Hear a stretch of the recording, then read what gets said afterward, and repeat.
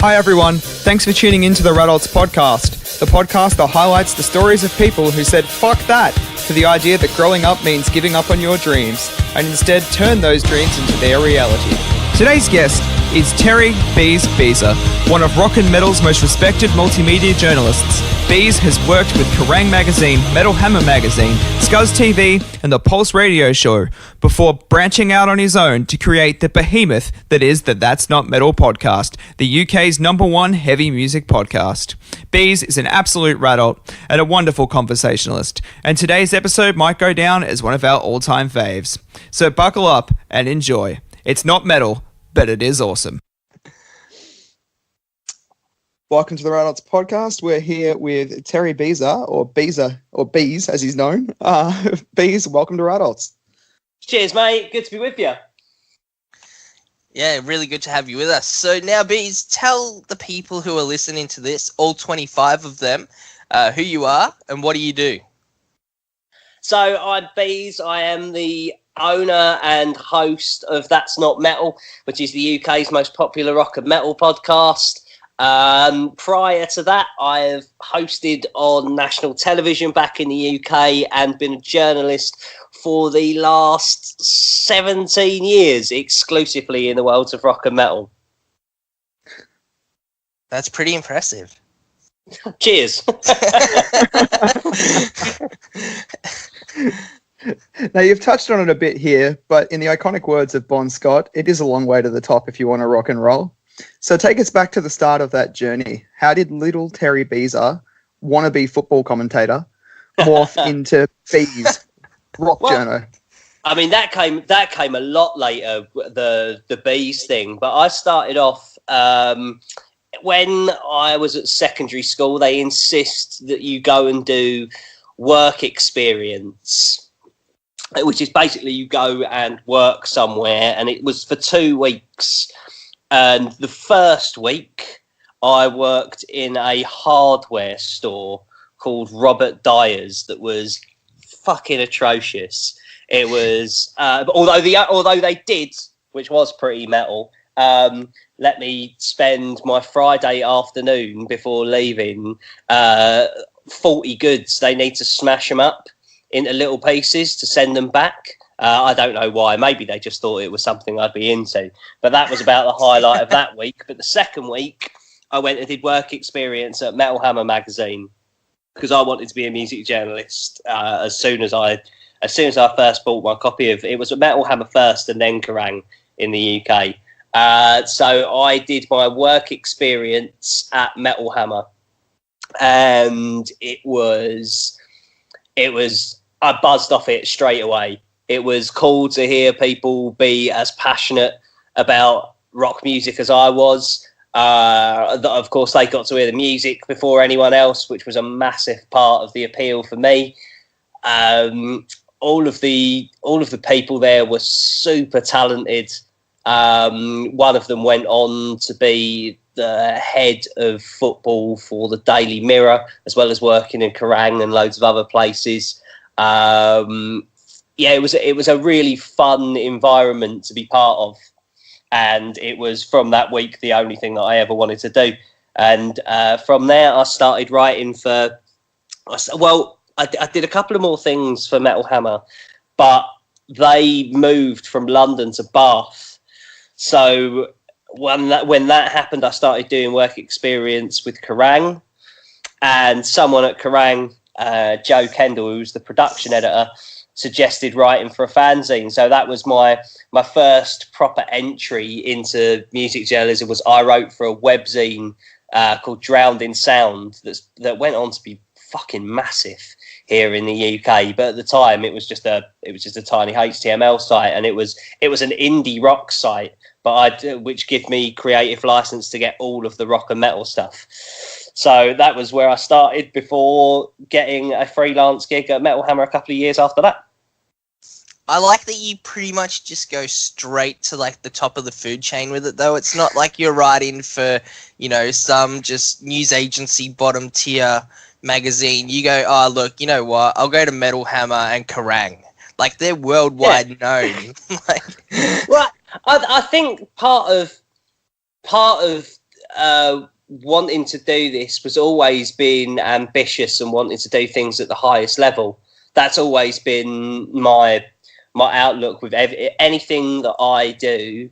I want to do to the highest standard possible, and that was where all the best people were. And there's a good quote that I heard from someone that the best AHL hockey players have to go and play with NHL hockey players to get better, and that's always been my aim. I want to be in amongst the best people, not just because that's where my ambition is, but because the better people that you're around, the more that you can learn. And there's always stuff that you can learn in this business. Like I say, I've been doing it for nearly 2 decades now, but I always feel like there's more that you can learn, especially with the way that media has shifted in the time since, I mean, when I first went in there, they didn't even have a website. And now to where the media is now, you just don't have the option to stand still. You should always want to be learning. I think that's definitely something that people need to look at. And if anything, like, you've just managed to, like, get rid of, like, I guess, like, the middlemen and sort of, like, move them to the side and just, like, climb that ladder quicker than, let's say, other people do, where they have to, like, start really down the bottom. You've just sort of gone, nah, I don't want to do that, and just go straight up. I was also quite lucky geographically to be based in London, so I've got everything on my doorstep there, and I think I made a real impression. One of the people there was known for hating work experience, which I didn't find. They didn't tell me until my last day. But the editor had been away. The editor was only back for the last 2 days that I was there. She'd been in America with Metallica just before they brought out Garage Inc. And when I said my goodbyes and this dude was like, it's a shame to see you leaving, she was like, fucking hell, you must have made an impression. So I think I was so passionate about what they did at Metal Hammer, and I knew who specific journalists were. I'm not someone that loves half-heartedly. Like, if I'm into something, I'm into it really, really, really passionately. And I think they appreciated that. And I don't. The thing is, I've always felt like there's a ladder to climb, because even if you are involved with someone like Metal Hammer or like Kerrang, there's a hierarchy to that too. And I've always been super ambitious, and that was from the very beginning. Was there an exact, like, point when you realized that you really wanted to, like, pursue music journalism and make it your career? I was just so fascinated with things beyond the music.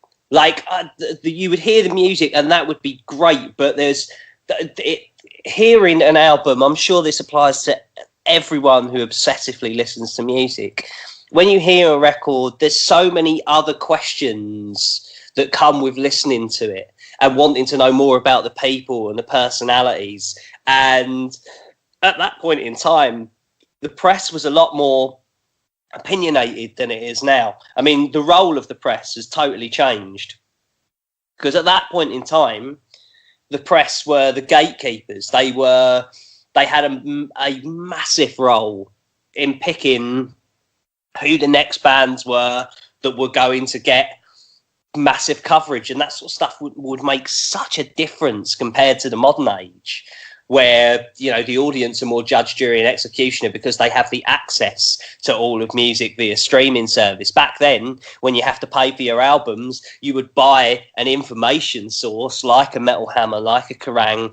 I don't know what you have out in Oz, but like those magazines would be such a pivotal role in getting the best music out to people. And that was what I wanted to do. That was the appeal of the job to me, was to be able to hear great music and influence people to hear great bands. And that's never changed. That's always been my primary reason for doing this. It's still the primary reason for doing it today. Great bands need help. There's a million bands out there that you can hear and go, why didn't this band make it big? And why didn't this band make it big? And I didn't want that to happen to the bands that I care about, and I still don't. That's brilliant, and it's a really good motivation, and one that I think a lot of music journalists that have come from an older and more old school music approach have. But I wouldn't say it's where the industry is particularly now, in that to me it now seems like the role of the press has to become a parrot, just echoing a PR release or a press release. Do you think that's had a negative impact on bands' ability to do that, to break through and become genuine headliners, for example? Well, while I like to spread positivity more than give things a kick in, I do come from the train of thought that if everything is good, then nothing is good. If you say that if you say that everything is great, then people are less able to pick. Like if you give everything an 8 out of 10, then it becomes harder to decipher for the audience what really stands out. And I believe that not all bands are created equal. That's just the way of the world. Not all athletes are created equal. Not all sports teams, not all actors. Like, take your pick. And I feel like there is the world has changed so much, and it feels today like the way, like if I was starting out now, if I was 15 now, I think I would want to work at Spotify or Apple, because if you want to have that same level of influence, if your motivations are the same, then that is where that truly lives these days. Everyone gets their music via streaming services. Anyone who is passionate about music gets their music via streaming services, and they have an awful lot of power. And that's a really scary thing as well. I mean, we've spoken about this with previous guests, and it sort of has changed, I guess, the climate of music as well. And we're talking to a guest where they said, how much will that affect, let's say, tours and touring, when if you're choosing supports and acts for the bill based on their play count as opposed to how many records that they've sold? Well, yeah, I mean, the sad state of affairs is that's just how it is now. I mean, let me ask you guys, when was the last time you physically bought a record? What was the last album that you went to the store and bought or ordered online? I actually just pre-ordered the Familiar Drugs 7-inch. Okay. Well, what was the last album you bought? I think it was actually the Black Panther soundtrack on record. Okay. Cool. Sorry. My answer is the Pagan record is the last one I bought. I bought it from one of their shows. And I just pre-ordered the new Clowns. But yeah, I'll be honest, not anywhere near as much as I used to. I used to spend hundreds of dollars. And you stream records every week, I bet. I bet every week you listen to new releases because you're passionate about music. And that's just the reality of the world now. I don't, whether it's good or bad is totally up to perception. I think it's a great thing that that everyone almost has equal opportunities in that every album is there. It's just there needs to be. I still think that there is a role for quote unquote tastemakers. Yeah, I think so. As in to guide people to the best stuff. I think it makes it more readily available as well. I think that at the end of the day, if you're going to have that more people are willing to listen to music because it's readily available, through Spotify or anything like that, and more people are listening to music as a whole, I think it's probably it has to be a positive. It can't not be. And also, like to bring this back, like I started as a print journalist because that was the way. Like and much to the chagrin to plenty of people I've worked with. Like my view at a certain point in time became the written word is dead, and certainly in long form, the written word is far less important in today's world. Like I can't tell you the last time I picked up a book and read one, but I can tell you the last time I listened to an audio book. And if you look at YouTube views, when people do engaging things on YouTube, it's looked at by, like, Joe Rogan's podcast, for example. Millions of people hit that up, and it's just the changing scope in media was something that I could see coming a long time off, which is why I'm involved in the podcast world now. That is, to me, more people will listen to a podcast than will read a magazine. And that, again, my MO was always to have the biggest platform possible to help rock and metal. So if there's bands out there and if there's people out there that don't know about rock and metal, this is a really brilliantly vibrant and exciting culture to be a part of. And I want that to reach as many people as possible. And there came a point when being a print journalist that you could see that the Titanic was sinking. I mean, if you take it on 5-year increments, how many people were buying magazines 20 years ago, 15 years ago, 5 years ago, and now? It's not my words, just stats. Like, there it is. Yeah, and I guess following on from that, you launched That's Not Metal back in 2015, and since then it's been, a pretty wild ride for you. Your listener numbers have gone through the roof. You're always releasing content that is better than, at least personally, I think is better than most other podcasts and anything to do with music. Did you, knowing what you knew that there was going to have to be another boom, did you know and anticipate that it would click with people the way that it has? The thing is, there's no such thing as a surefire bet, especially now.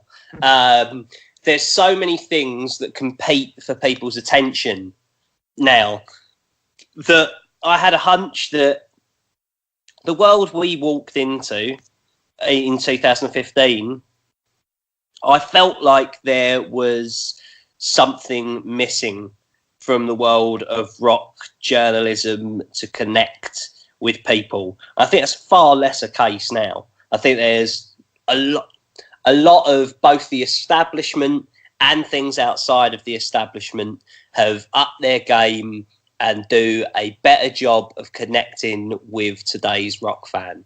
But my personal feeling was music was in a bad spot, and there were so many bands that were just not going to, great bands that were just not going to get a fair crack of the whip. And as well as that, I felt as though, and I still do feel this to a certain extent, that not every great band, not everything every big band, that it's not a case of everything they release is great. And at that point in time, that felt like an important thing. Whereas over the course of the last couple of years, so many great bands have come out that it's been much easier to focus on what's good than tearing down what isn't. But what the world that we walked into, it felt like the scene of music journalism needed an overhaul. That was how I felt at that point in time. Would you say that was the biggest challenge for you when you started the podcast up? That identifying what approach you should take? Should you take this positive, proactive, pushing the new artists forward, or should we get rid of the old guard first and then start pushing new acts forward as an alternative? Well, it felt as though there was place for both of those things, because so much happens in a week in the world of rock and metal, and there's so many releases every week that you could cover it all. And the power of the spoken word is that if you can galvanize people into checking out things that you believe are important, then it would take care of itself from there. Also, I mean, I was lucky enough to have presented on UK television, so people kind of knew who I was. And the TV show that I did in the UK, I worked for a place called Scuzz TV, and we had a series called Scuzz Meets. And that television show broke some massive stories. Like Jason Newsted from Metallica told us about the day he left Metallica. Nobody else had ever got that story. We had amazing things from Korn and Deftones and Corey Taylor. Like, so many of these shows that we did were highbrow and asking questions that the band enjoyed. Not difficult questions is a wrong way of putting it. It's more a case of just engaging questions. Like, it was about getting to the crux of what made these bands the artists they were, good, bad and ugly.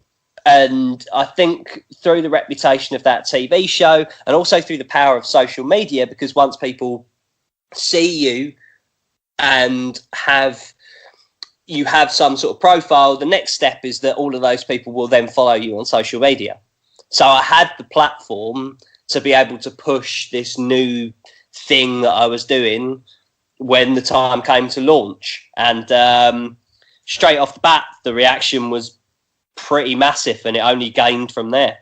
Does that sort of make it so much your own thing, your own niche, that you can sort of go, oh, look, I know how I am as a writer, as a journalist and everything like that? Do you think that that helps sort of get the answers to questions, or like hear those stories that other people might not have had access to? I've always found that my interviews have always gone well with bands. I think that so much of it comes from, I like to think that it's very obvious that I'm a true fan of this music. And even if I'm put on, like, not all of the bands that we did Scuzz Meets with was I a fan of, but I'm such a fan of this music and this scene, and I'm able to ask questions that matter to us as a culture. If you're into rock and metal, what do you want to know about this artist? And from there, just intuition, caring about music, research. By the time you go in there, almost for that day alone, this band is your everything that you're going to be sitting there and talking with. And because of that, I think that the bands have always responded to that. I think that's the difference when you say about the top end of things and working at that level. I think that level of commitment and care about the artist and about the job that you're about to do is the key to it all, for me anyway. That's how it's always been for me. I think that's a really good attitude to have, and it really does come through in the material that I've seen in terms of both written and the podcast as well from you. And I think it's something that I wish a lot more journalists would approach the game in that way. But a lot of them are just kind of stoked to be there and to be rubbing shoulders with these people that are famous. But it's the fame that attracts them, not the music. It would be wrong of me to talk for anyone else. But yeah. I think that this is a generational thing. See, I'm in my sort of early to mid 30s now. So I think when social media hit, it's been such a radical change to culture on every level that people almost see themselves as a brand now. That was never my MO. That was always something that kind of come with the territory. When you're in the public spotlight, like I was, as I say, the difference between how it was when I was, because I started on I founded the Metal Hammer podcast as well back in the late noughties, which was my first exposure to broadcasting before getting the TV gig. But the gap between how I was seen by the public prior to TV and after was huge. But that was just something that came with the territory as opposed to being the mission. And I think social media, whether you're like Michael or Tina who works in the local supermarket, or you want to be a journalist or an actor or whatever, I feel as though almost everybody sees themselves as a brand now. So, like, I'm dead serious, man. Like, honestly, like, fucking little Chris who works as a bartender, like, portrays himself in a certain light on social media. So maybe that's got something to do with that. But as I say, it would be wrong of me to talk about the intentions of today's journalists. Yeah, that's completely understandable, and I wouldn't really ask you to second guess or slag off anyone else. But I do think you'll find that little Chris, the bartender, considers himself a mixologist. I bet. Get out with that. Get out with that. Oh, Jesus Christ, I don't even want to touch that one. Do you know what I think that means? I think that means we've reached a point where we take one of our patented rad breaks. I think you're right with that. We can talk about mixology later. We can. So before we get a bit more in depth on the That's Not Metal podcast, we'd like to do one of our little games with you. They're called rad breaks. Sure. We basically just ask you some random shit and you respond in the best way you possibly can. You got it. All right, Mike, so I'll let you introduce this one. Yeah, so with this one, we know that you love metal, we know that you love other music as well, and we also know that you like wrestling. So with that, we would like to know which two metal musicians would you like to see appear in a Blackcraft Wrestling doing a Devil's Den match? Oh, I would like to see... let's see, we've had Andy Williams from Every Time I Die, who is massive. I would like to see Brock Lindell from 36 Crazy Fists, who is built like a bear, against Jared Leto. for obvious reasons. And you know what? Brock is a massive, Brock is a massive hockey fan as well, so I reckon you'd get like some serious like shoulder moves out of him. Yes, absolutely. I'll tell you who else is deceptively massive and built like a brick shithouse is Joshua Homme from Queens of the Stone Age. Yes, he is. I could not believe when I first interviewed him. I first interviewed him a long, long time ago. I could not believe how massive he was. Crazy. My answer, interestingly enough, is I want to see Tim Armstrong and Josh Homme. Oh wow, that's a hot potato I'm not catching. You see Tim Armstrong's beard? He's starting to look like Cthulhu. Like, it's got so massive, it's out of control. Like there was a video that was posted just before we recorded this about the Bash, which we don't know if it's a band or if it's a show or whatever, but it's Tim Armstrong, Fletcher from Pennywise, one of L7, and Mike from Suicidal Tendencies. Far out. Hang on, wait. One of those members lives in Australia. This band might come to Australia. Well, that's a rarity. That is a rarity. I always feel for you when it comes to tour announcements. I know it's a pain in the ass where in your neck of the woods. Because of Rancid, mainly. Oh yeah, Jesus, they've not been to Australia forever. Since I was 12. I'm 33. Wow. Jesus. So you can put that together and understand that I've never seen them. Mate. Have I seen them since I moved here? Hold on 2 seconds. Chuck, have we seen Rancid since they moved here? No, I can't remember the last time I saw Rancid. It was a long time ago. Oh, no, yes, I do. I saw them at Groves Rock playing in And Out Come the Wolves in full. It was a good time. Humble brag. Yeah, not one to brag, but Yeah, well, I think there's a couple of hard things when it comes to tours in Australia as well. Is one, the fact that we don't have enough like capital cities to, I guess, warrant, a 29-date tour like they get over in the States. If a band comes here, they're looking at maybe maximum 7 dates on a tour, and that'd be considered big. And then outside of that, because of that, the tickets are so expensive compared to in America. I've had musicians, when I've posted a photo of my tickets, they've apologized because of the price.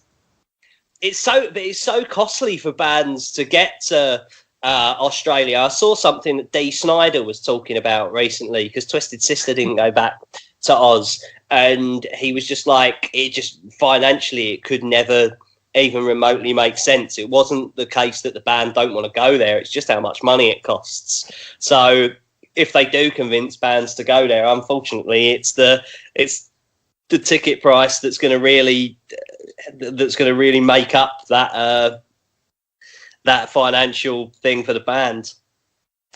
It is. And we're fortunate enough that Download have decided to take a punt and fill the heavy music festival gap here. For a few years, we basically only had Unify Gathering, which is an absolute riot of a time, but can't pull acts at the level of a Download festival. And so we've got Download coming up in March. So that's been a really refreshing thing. And it's really cool that Andy took that punt. I know he comes on your podcast pretty often to do the People versus Andy Coughing. I think it'd be awesome to get him to do an Australian version of that. Are you fishing?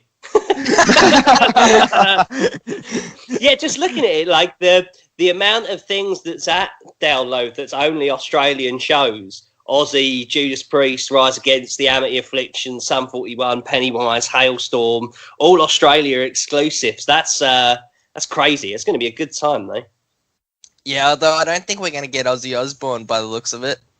Oh yeah, of course. He's been hospitalised, isn't he? But that's the beauty of that is that you are going to get Slayer, and they are, when they say it's their final tour, I believe it. I do too. I don't think that they mess around, and this will end up being my first ever time being to see them. Last time they came out here, I think I was 15, and my parents just said no because it was a school night. Yeah, it happened to all of us at that age, man. But I'm telling you, Slayer are on fire at the moment. I caught them last year at the Forum in Inglewood. It was fucking unbelievable. So it might be your first and last time seeing them, but you'll remember it forever, trust me. Definitely. That's awesome. I just want to touch on the Dee Snider thing when you mentioned Twisted Sister before. Are you aware that he's involved in a crazy political controversy in Australia at the moment? No. Okay, so we've got this guy that fronts a party called, is it Australia First? And I think that's what they're called anyway. I don't know. I ignore all their rhetoric. But he's basically Australia's answer to Donald Trump. And he used "We're Not Going to Take It" in a advertising campaign without Dee Snider's permission. And Dee's got incredibly angry about it, and they've been slacking each other off in the press constantly over here. It's well entertaining, and that's my new favourite Devil's Den match. Well, yeah, one of the beautiful things about Dee Snider is that he's always been a brilliant ambassador for heavy music. So it's good to see that continues even in 2019. Yeah, and look, if I get to throw in my 2 cents with this Devil's Den match, I want to see Tim Lambassis take on Scott Mellinger from Zayo after all the shit that's going down now. So I want to see that. Yeah, I saw that. I saw that he was like, I don't think that it's Scott's place to tell. I have a real problem with this sort of thing. Like, I don't think it's anyone's place to tell other people what's right for them. Like, if you're out there and you're an As I Lay Dying fan and you don't want to support Tim post, you know, his jail time, that's totally cool. And if you are an As I Lay Dying fan and you do want to go and see As I Lay Dying, that's cool too. Like, just let people make their own decisions. Again, I feel like this is you can't turn on social media without everyone kind of self-righteously telling you what's right for you. Like, everyone's their own person. Like, if Tim Lambesis' bandmates have forgiven him, then it's up to you whether you want to buy a ticket or not, and there's no right or wrong answer. So Scott should shut his pie hole, I think. Maybe you should get in the Devil's Den match with him then. I'm only little. Between the three of us, we make one of him. Well, let's get back on track and get back to what we usually talk about on the Radults podcast, which is how you became a Radult. And at the moment, I think the thing that makes you the most rad and worthy of that title is the That's Not Metal podcast. And specifically, the fact that on that podcast, you can more or less say whatever the hell you want. Is that refreshing? Yeah, I mean, the beauty of being the owner and founder of That's Not Metal is you always get to gauge what's right and wrong, and I believe that we've always felt like a voice for fans. It's a by fans for fans principle on That's Not Metal, and that is why I believe that when you look at the things I mentioned, Joe Rogan earlier, like, his rhetoric is his rhetoric. He's a real person with real views and opinions that aren't governed by what he can and can't say. And I believe that's the world we live in now. And the way to connect with people is to be as real as you are in real life. And that's always been the MO of That's Not Metal. There's no need to be, like, being honest and being upfront doesn't mean being a dick. Like, it just means being honest and being upfront and standing for something, and that's been what That's Not Metal has been since the start. Yeah, definitely. And I think with that in mind, 2019 pretty much has everyone having a fucking podcast, including us. What advice do you have for listeners keen on starting their own podcasting adventures, and how willing are you to sue them if they take yours? No, it's just have an idea that's your own. Like, look at the market, survey what's out there, and ask yourself, what isn't out there? What can you do that serves people that aren't being served?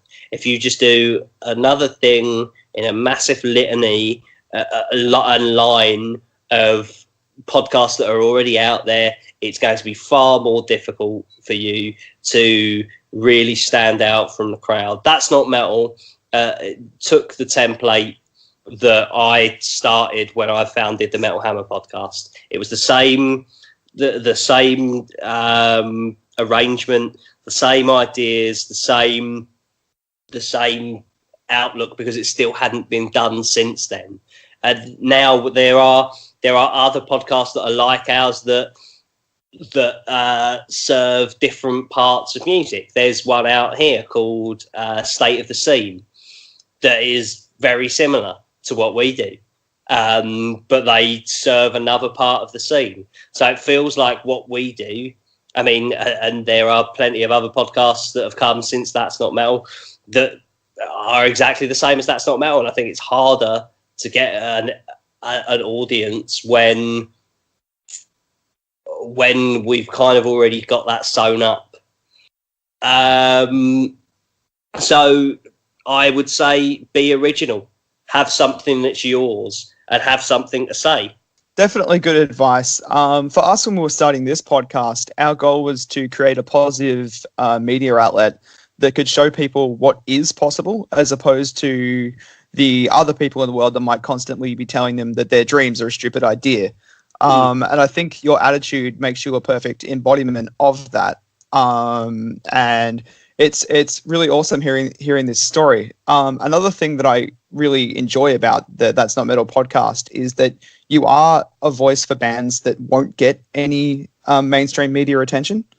I know I'm friends with Nikki from Pagan, and it blew her mind that her record was being spoken about on this massive UK podcast. It's like, how does that even happen? But this tiny band from the Mornington Peninsula gets spoken about in the UK. Is that something that you've always wanted to have as at the forefront of the podcast?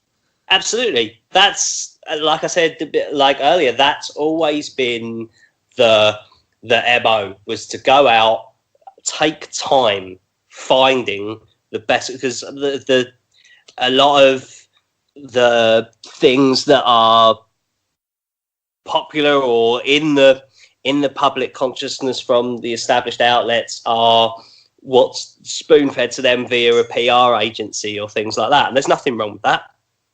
Me personally, I'm just a guy, and I go out and I listen to as much out there as possible, so that when it comes to talking about records, I always want them to either be an album that everyone is interested in, or a band that everyone is already interested in that's a massive flagship thing for the scene. An album that is interesting or terrible that everyone should hear, to kind of be pointing out what else is out there. Like, I mean, I had as much fun talking about some of the brilliant records that have come out as I have talking about, I don't know, a Davey Suicide, or when Buck Cherry decided to do, when Josh Todd did a dubstep project. Like, these things are fun, they're entertaining. But for me, the main passion is finding things that you might not have heard and giving it that platform. Pagan's a brilliant example, because that record fucking slams. And it's difficult to categorize them, which makes their life even more difficult. You would think that being unique would really work in a band's favor, but not always. So that is the main part of my objective with That's Not Metal. And also, go back to what you were saying about your podcasts, I quote the one and only Paul Stanley from Kiss, who says, the only people that tell you that you can't are the people that haven't. Right on. Right on. I never thought Paul Stanley would be our source of motivation, but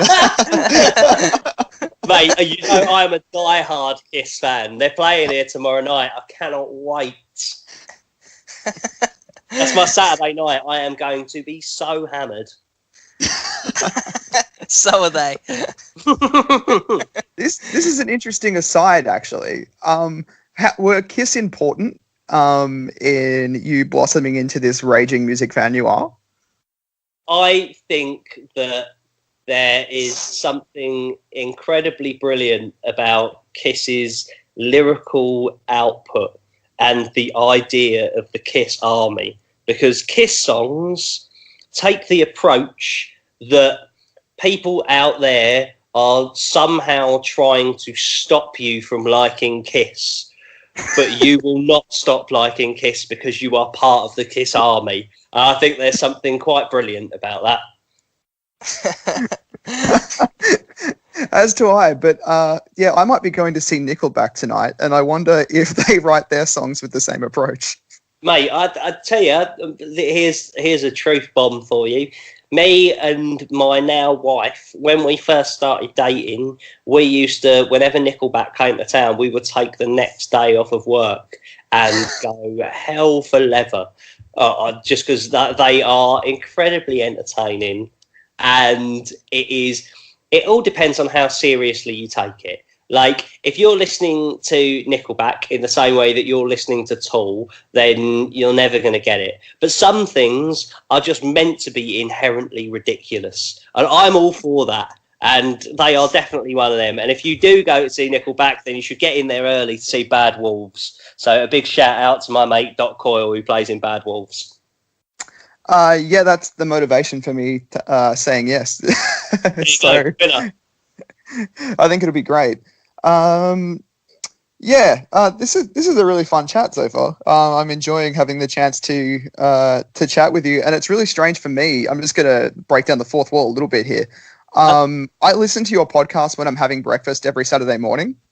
So right now I'm hearing your voice, but in a completely different way to what I usually do.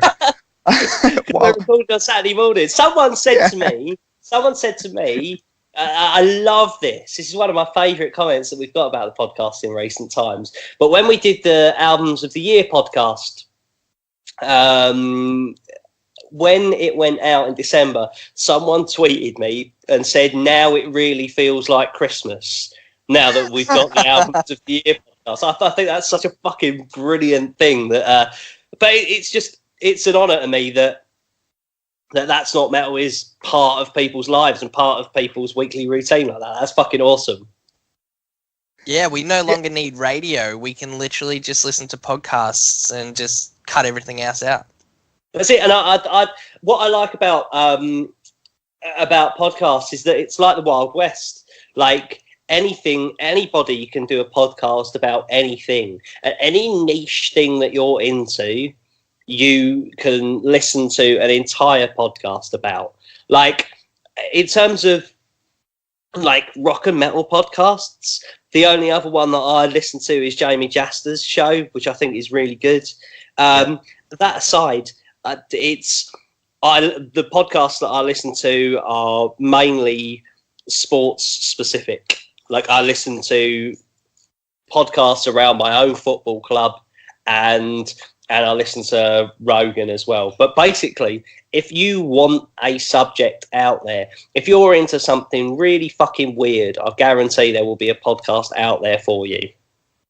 Absolutely. And that's really, like, it's really good, but really scary at the same time. Because you imagine what that sort of, like, can give, what power that can give someone.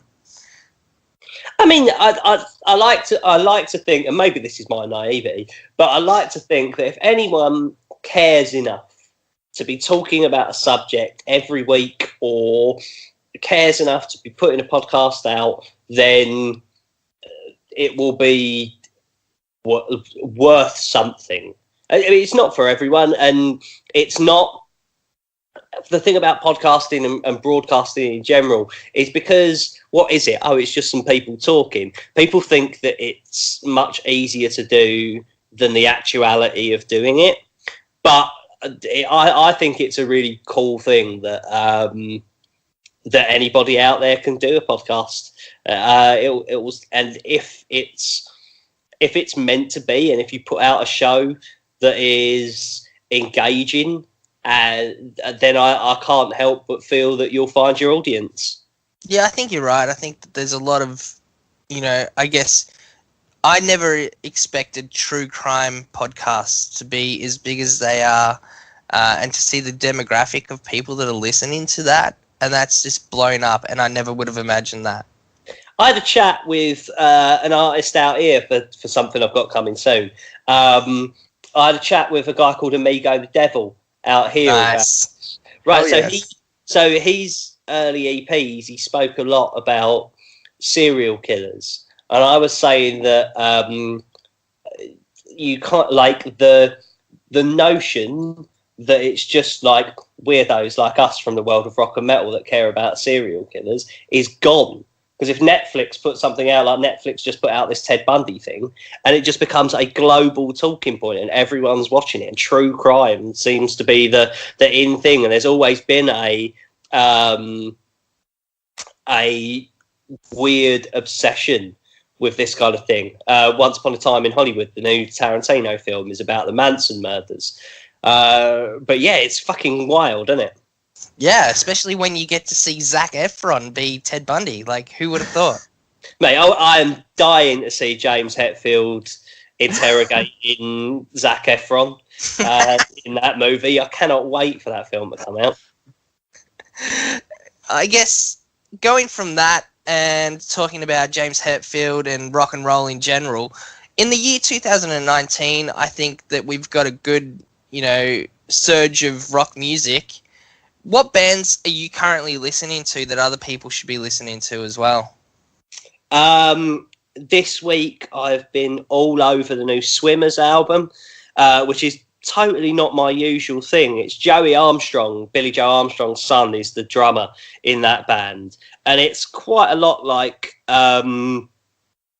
modern alternative, which is less so my thing, but because it gets a little bit too close to indie rock, but there is so much 80s new wave in it. Vocally, I think it's a lot like Rivers Cuomo on the Red album and Tim Armstrong, and those influences in there are on the songwriting.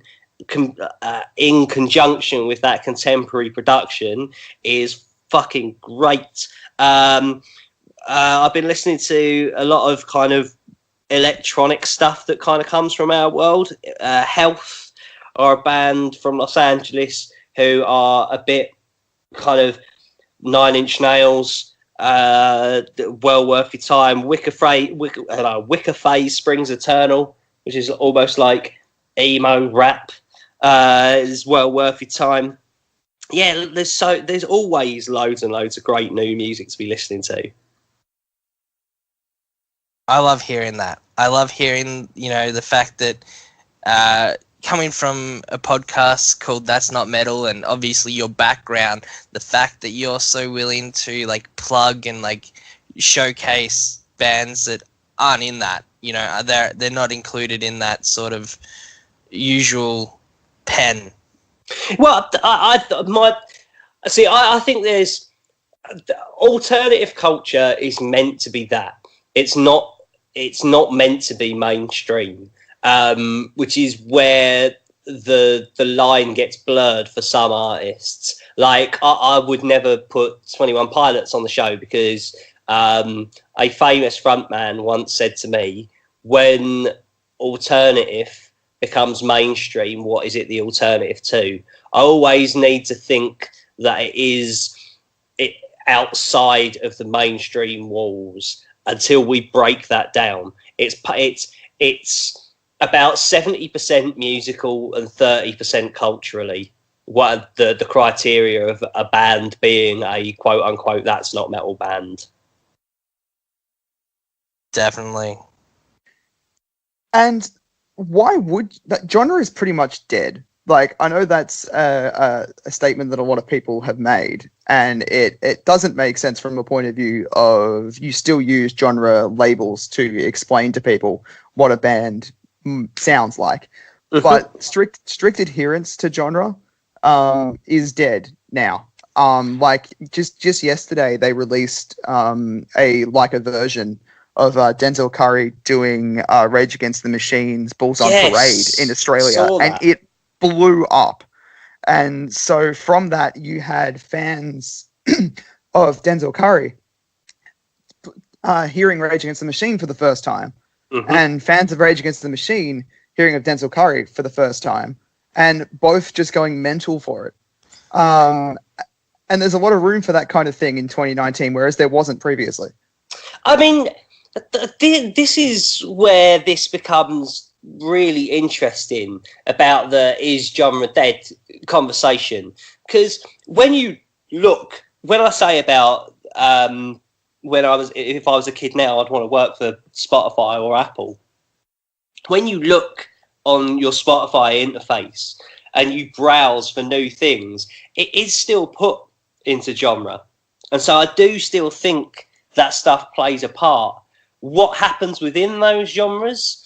The thing about Denzel Curry and why Denzel Curry has got so many fans from rock music is that it goes hard. It's aggressive. And to me, that's that's as important as guitar, drums, bass. Like, those lines got blurred a long time ago. Like, I mean, I remember in 1996, Metallica taking pelters for getting Moby to do a remix of Until It Sleeps when that single came out. People went fucking crazy. Whereas now, you know, massive rock bands do entire remix records. To me, it's all about edge and aggression. Like, it's why you've got these artists like City Morgue and Ghostmane, who are not strictly rock music, but are so palatable with what we do, with alternative culture, with living outside of mainstream walls, you know, that they fit. So I do think genre still has a role, but it's fluid what exists within that genre. That's what, hence the name That's Not Metal. Metal has become such a broad church. Like, I hate seeing things online, like someone saying that Parkway Drive isn't metal because it doesn't sound like nails is just ridiculous to me. But I do think that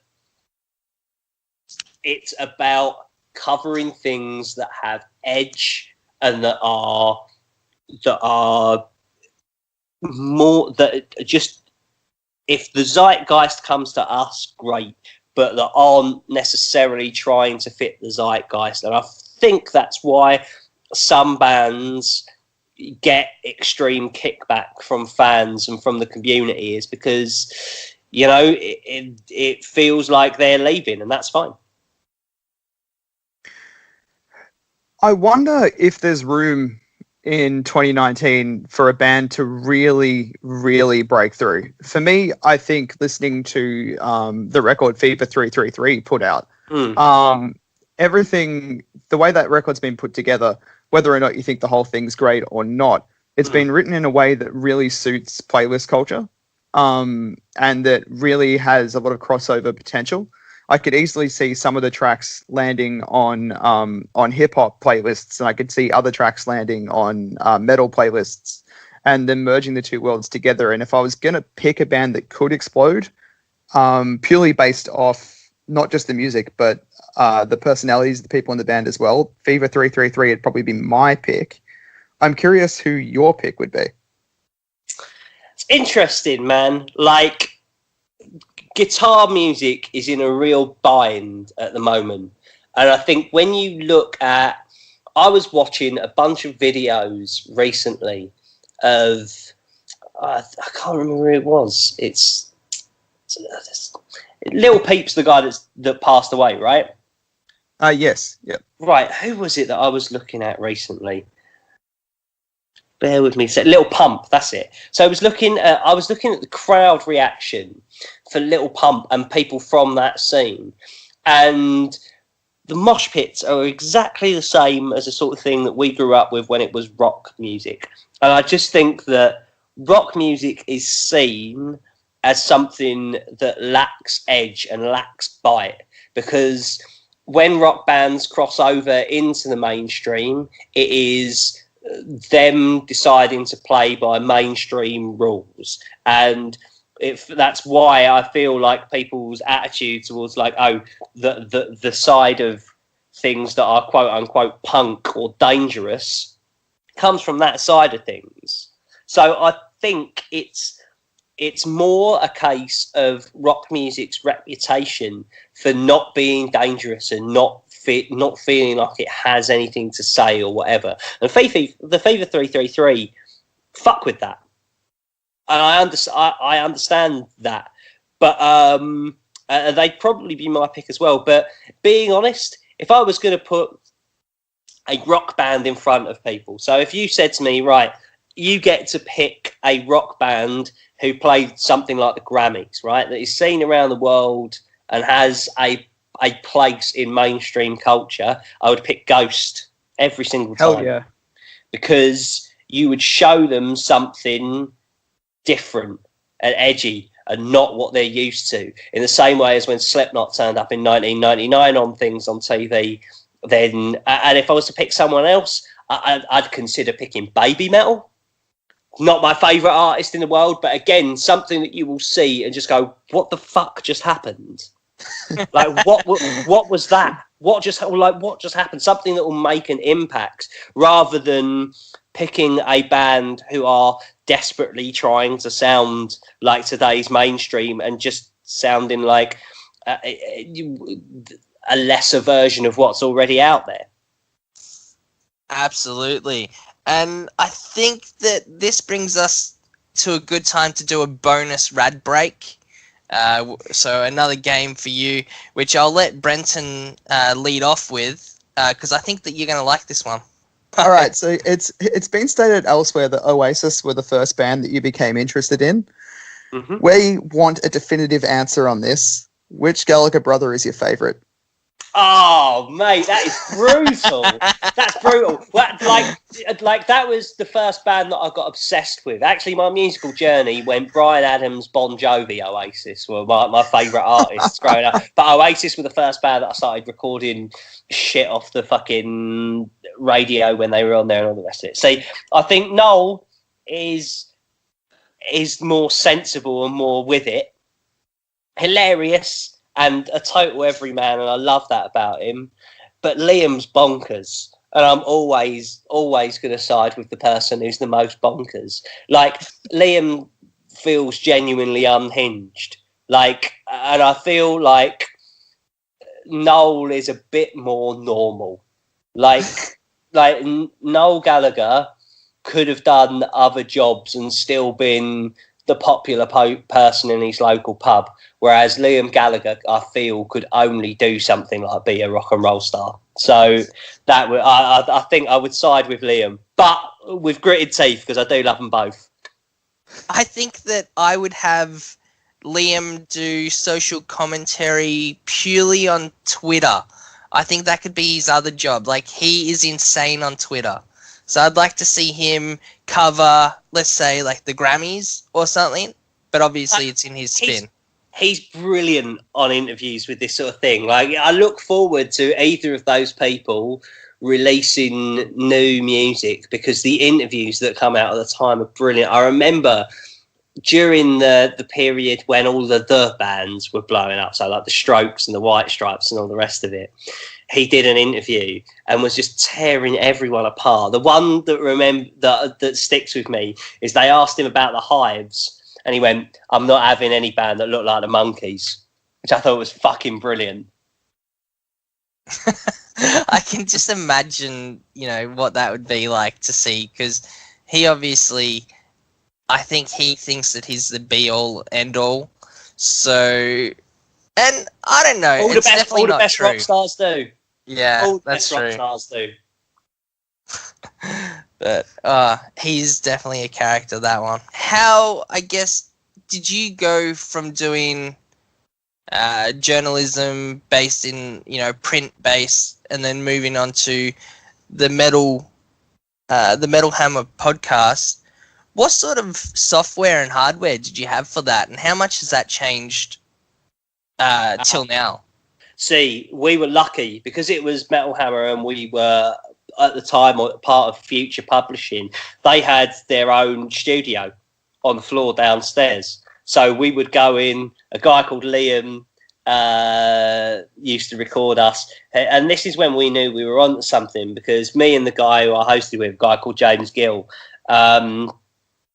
we used to talk about. He used to hear us talk about rock and metal for an hour every week when we went in there, and he would listen to us even though he had no interest in rock and metal, just because it was funny.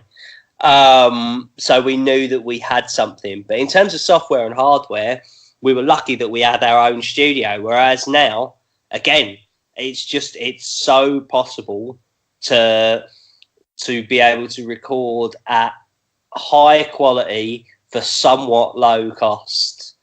I welcome that. I think it's brilliant. Awesome. Now, I do have one more podcasting question, and this is to do with how you balance the need to generate income and live versus, you know, the desire to make the podcast as prevalent and as well known as it possibly can be. Do you have to have another job now, or have you managed to turn the podcast into your job? The podcast has turned into a job. It has done since the beginning. So what we did in the first place, or what I did, was to put together a subscription service where we would do bonus podcasts. That's something that's coming back soon. But from there, that was what got us on our way.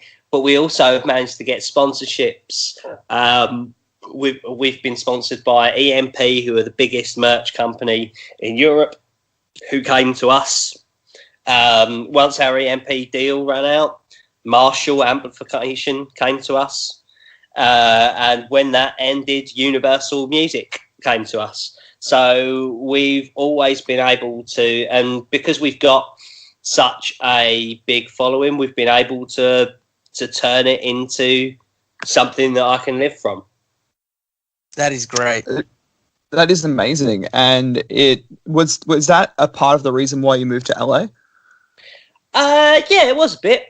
To me, in London and in England, I'd got to a stage where I'd worked in print as a freelance journalist. I was online editor of Metal Hammer and Classic Rock. Then I was deputy editor of Rock Sound magazine. Then I was channel manager of Scuzz TV, and I hosted on radio for Team Rock. So I felt like I'd done everything that there was to do in London, and I wanted something new and fresh and exciting, and that was where we moved to LA. It's a different scene. There's different stuff going on here than was going on to London. It's all new venues. It's just I was ready for something new, because you got to remember, I've been doing this in terms of, if you include fanzines, like I'd been doing it for 15, 16 years in London at that point. So it got to a stage where I don't ever want to be bored. I always want to be challenged. And I felt like I was ready for a new challenge, so I moved out here.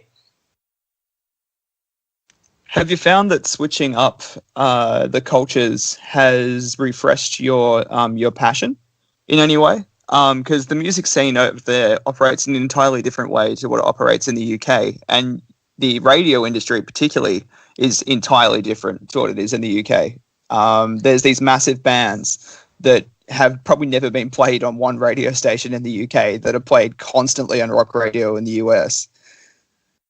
Yeah, it's interesting. Culturally, it's interesting. I like seeing what works here, seeing what quote unquote rules exist here, and approaching things with a fresh outlook. It's been, I mean, in moving countries, there's a lot of shit to sort out personally when you move. Do you know what I mean? Like moving somewhere entirely different and making sure that that Snot Metal is situated and fine here has taken some time. But my outlook is to bring something, or a different outlook to the American landscape.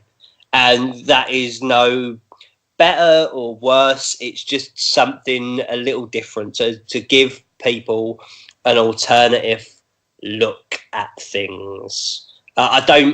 Especially in today's world, outside of looking at data and what is and isn't working, everything is more fluid. Like, I don't think that there are as many rigid rules as people might think, and that is something that I'm looking forward to doing, especially in 2019. I definitely think that what you're saying there can come across as educational for a lot of people listening, and open up a lot of minds to that. Moving on, what would your tips be for being a Radult? I think that you have to march to the beat of your own drum. You have to believe in what you're doing, and you have to have conviction in it. I think that so many people out there have ideas or aspirations and then don't follow it through. It's just I would like to do that, and then that's where that begins and ends. There is so much opportunity in this world if you create it, and I feel like that exists in anyone out there, whether you believe it or not. And if you do believe it, then act upon it. And I think that's the best advice that I could give someone to being a Radult. Great. That's awesome. Well, Awesome. we wouldn't be a podcast if we didn't give you a chance to plug your stuff at the end. If you don't mind, can you tell the fine people of the audience where they can find That's Not Metal and everything else Beez related? Of course. So That's Not Metal is available. It comes out every single Friday. That is the best of every new release that you need to know in the world of rock and metal, including opinions on that week's news and questions for you guys. You can find us at Not Metal Pod on Instagram and Twitter. I am personally at Beez_says. And if you follow those, you'll get to see a bunch of the other things that I'm currently working on that will go alongside That's Not Metal, that will all be rock and metal orientated, because that's kind of what I do. Well, thank you very much. That's awesome to know. And it is very awesome to know, and we'll be keeping tabs on everything you're doing. I just wanted to say before we go that as a musician, a podcaster, and a content creator and journalist, it's really nice to hear and converse with someone who has such a positive outlook on all of those industries, and that's actually proactively impacting in a positive way. And it's been really great having you on the podcast, and both Mike and I are absolutely stoked that you came on. So thanks for your time. Yeah, thank you very much. Humbled to hear that. So thank you, and all the best with your podcast. That's awesome. Nice one, lads. That was great. Yeah, thank you very much for joining us. My pleasure, man. Enjoy the rest of your Saturday. Yeah, you too. You've convinced me to go see Nickelback, so that's my new Saturday night plan. my job here is done. Oh, God. Have a good one, guys. And that brings to an end another episode of the Radults podcast. We hope you've enjoyed your time with us today, and that you've left the episode feeling even more inspired to turn your own creative dreams into reality. As always, don't forget to like, comment, subscribe, follow, and share our content. And go out there and live life a little more Radult. Have a rad day.